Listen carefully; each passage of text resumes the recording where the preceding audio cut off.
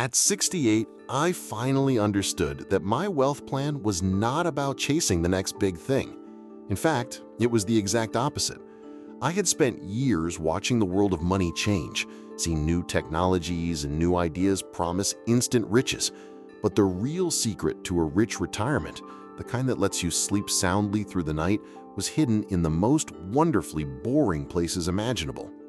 The truth is that the greatest wealth is peace of mind, and my plan is built entirely around that single, powerful idea. In our time together today, we are going to explore this idea in great detail. We will talk about why the new and flashy tech stocks are often a trap for our generation. We will then uncover the immense power of dividends, which I like to think of as a new, unshakable pension that you build for yourself. I encourage you to stay with me until the end. The third point is a simple method that makes finding these investments incredibly easy, even if you are not a stock market expert. Let us first discuss why new tech stocks are a trap for your generation. It is a feeling many of us know. You see stories on the news or hear from younger family members about some new company that is shot up in value seemingly overnight. There's a small, nagging voice in the back of your mind that whispers about being left behind. You worry that your own savings, the money you worked a lifetime to accumulate, is just sitting there, not working hard enough. This feeling is a powerful and dangerous form of anxiety. You're not alone if you have ever felt this way. It's a common fear, the fear of missing out on an opportunity that could secure your future or the future of your loved ones. This fear can push good people into making poor decisions based on emotion rather than on calm, quiet logic. I want to tell you a story about two friends, Arthur and George. They had been friends for over 50 years, having worked at the same factory until they both retired around the same time. Their retirements looked very different, however. Arthur was restless. He would spend his mornings reading financial news on his computer, his brow furrowed with a mixture of excitement and concern. His nephew, a young man in his 30s, had been telling him about a new technology company. This company was involved in something called artificial intelligence, and it was the talk of the town. The nephew had made a handsome sum of money on it already and was adamant that the company was going to change the world. Arthur, seeing the value of his own pension fund barely move, felt a pang of envy and a surge of urgency. He felt he needed to do something bold. George, on the other hand, spent his mornings in his garden. He enjoyed the slow, deliberate process of tending to his roses and tomatoes. When Arthur would call him, full of energy about this new stock, George would listen patiently. He could hear the tremor in the voice of his friend, a sound he did not recognize. It was not the sound of confident investing, it was the sound of gambling. Arthur decided to take a significant portion of his retirement savings and invest it in that single tech stock. The first few weeks were exhilarating for him. The stock climbed higher and higher. He would call George every day to give him an update, his voice buzzing with victory. He felt smart. He felt savvy. He felt like he had finally beaten the system. He started planning big things, a new car, a lavish trip around the world. He was living in a future that was being built on the foundation of a rising stock price. George never told Arthur what to do with his money. He only asked him questions. He asked him, "How are you sleeping?" Arthur would laugh it off. But the truth was, he was not sleeping well at all. He would wake up in the middle of the night and check the stock price on his phone. His mood for the entire day was determined by the green or red arrow he saw on the screen. His life was no longer his own. It was tied to the volatile whims of the market. He was not a calm retiree. He was a nervous speculator. The joy he felt when the stock went up was intense, but the fear he felt when it dipped was a cold, gripping terror that settled deep in his stomach. Then the inevitable happened. The market turned. The high-flying tech stocks built on promises of future profits were the first to fall. Arthur's miracle stock did not just dip, it collapsed.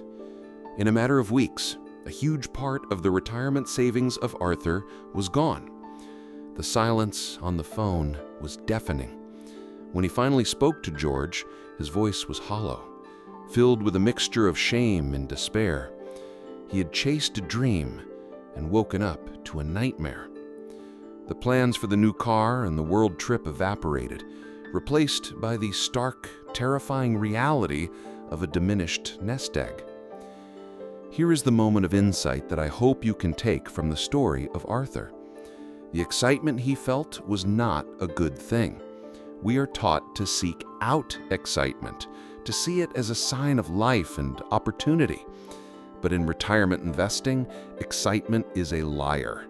It is a biological warning sign. That feeling of a racing heart, of breathless anticipation when you check a stock price, is your body telling you that you are in danger.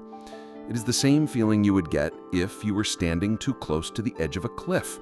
It is the feeling of risk. The common belief is that to make money, you must take on this kind of gut-wrenching risk. But that is a belief for a young person with decades of earning potential ahead of them. For us, at this stage of life, that belief is a trap. The perspective shift is this. The goal is not excitement. The goal is boredom. A truly great retirement investment should be so stable, so predictable, that it is utterly boring to watch. It should not make your heart race. It should calm your heart. The solution is not to find the next new thing, but to find the old, proven, and reliable thing. The value is not in the thrill, but in the tranquility. Now, we will explore the power of dividends, your new, unshakable pension. The greatest financial fear in retirement is the fear of running out of money. It is the cold math of looking at your total savings and dividing it by your expected remaining years. Every withdrawal, for groceries, for a gift, for a grandchild, for a house repair, feels like a step closer to the edge. You watch your principal, the core sum of your life savings, slowly shrink. It is a mindset of depletion, a feeling that your financial world is constantly getting smaller. You are not alone if you have ever stared at your account balance and done the painful math of how many years it will last. This is a burden that weighs heavily on the minds of millions of retirees. It steals joy from the present because of worry about the future. Let me share another story, this one about a woman named Eleanor. Eleanor was a retired teacher in her early 70s. Her husband had always managed their finances.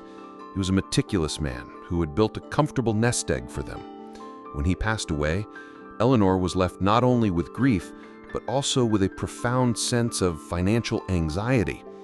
She saw the accounts, the numbers on the page, but she did not see a source of security.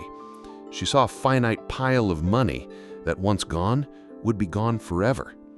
She lived her life in a state of constant conservation, saying no to invitations from friends and putting off necessary repairs to her home.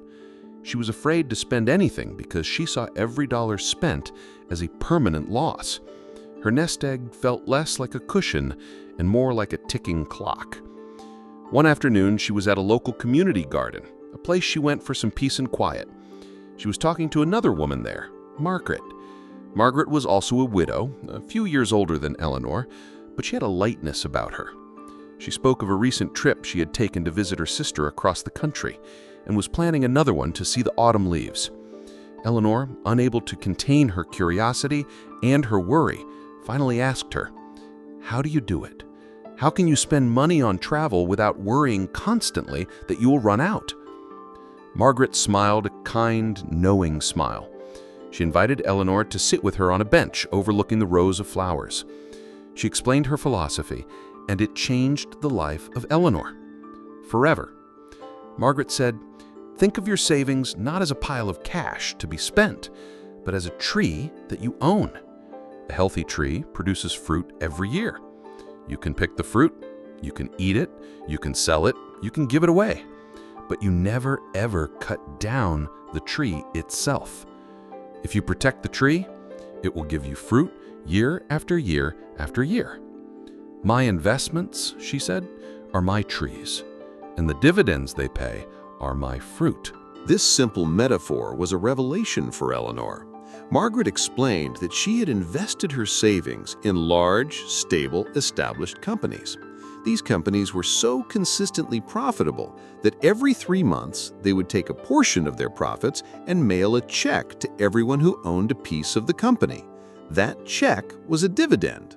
It was not a withdrawal from her original savings, it was new money, a reward for being an owner of a successful business. She was not depleting her principal, she was living off the income it naturally generated. Eleanor had always thought of stocks as things you buy low and hope to sell high. She never understood that you could simply own them and get paid for owning them, just like a landlord gets paid rent for owning a building. Margaret helped Eleanor look at her late husband's portfolio. It turned out he had already owned several of these dividend-paying stocks.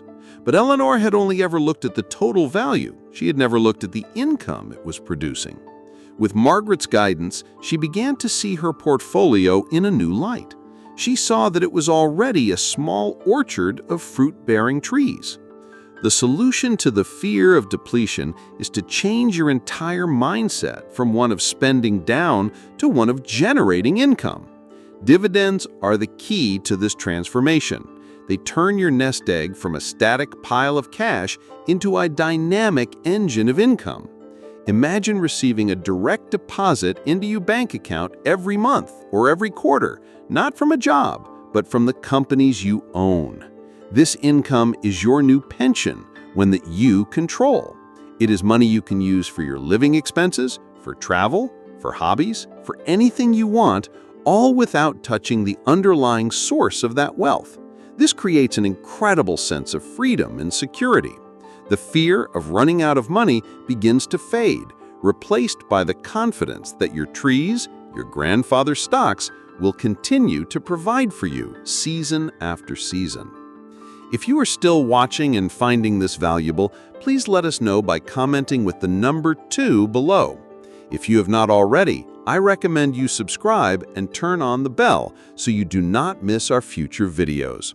Your support is what keeps this channel going. Now, let us move forward. Finally, let us cover how seniors can find these safe stocks in 10 minutes. We have talked about the why, avoiding the tech traps and embracing the power of dividends, but the how can feel like the most intimidating part. The world of finance seems built to confuse. It is filled with complex charts, flashing numbers, and a language of its own that can feel impossible to learn. Many people in their 60s and 70s feel that the world of stock picking is a young person's game, full of complex math and fast decisions. There's a deep-seated fear of the unknown, a fear of clicking the wrong button or misinterpreting the data and making a costly mistake. This fear often leads to one of 2 outcomes: either paralysis, where you do nothing, or complete dependence on a financial advisor, which can be expensive and may not always align with your simple goals. She pulled up a free, simple tool available on many major financial websites. It is often called a stock screener. She told him to ignore the dozens of confusing options and focus on just 3 simple settings. Think of it like a colander, she said. We just want to keep the good stuff and let all the junk wash away.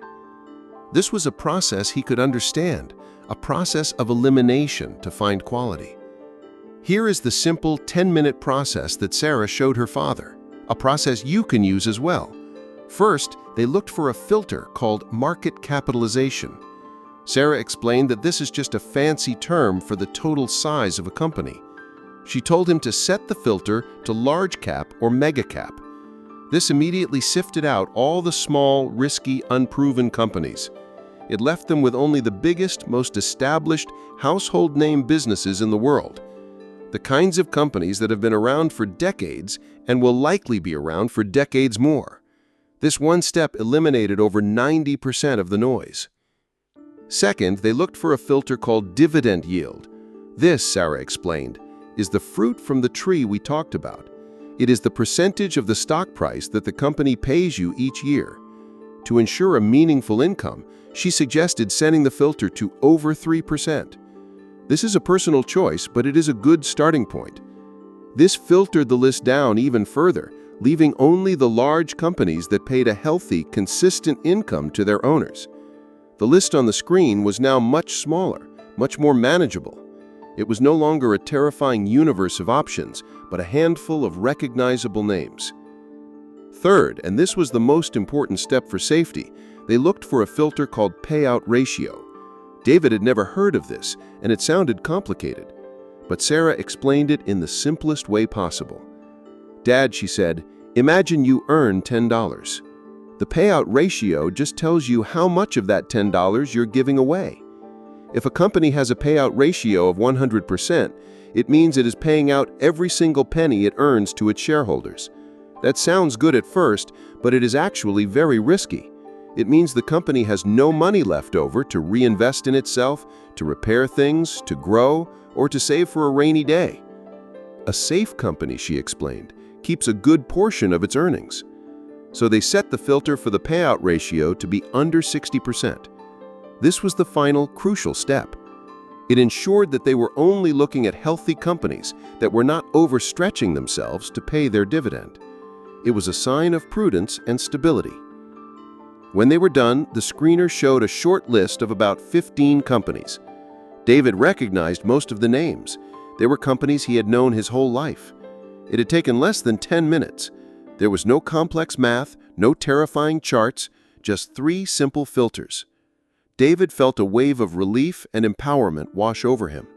He had gone from feeling overwhelmed and incompetent to feeling clear and in control.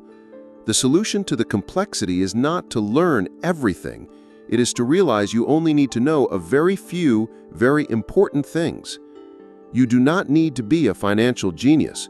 You just need a simple process, a checklist, to find the safe, boring, and wonderful grandfather stocks that will fund your peaceful retirement. You have the power to build a retirement filled with peace and security, not anxiety and fear. It is not about chasing the latest trend, but about embracing the timeless wisdom of stability and income. By avoiding the gambling of speculative stocks and instead focusing on strong, dividend-paying companies, you are not just investing your money, you are investing in your own tranquility. You are building a financial foundation so solid that it allows you to stop worrying about money and start enjoying your life to the fullest. This clarity and control are the true rewards. We would love to hear from you. Leave a comment below and share one boring but reliable investment you believe in. Your wisdom helps our whole community. Thank you for watching, and we will see you in the next video.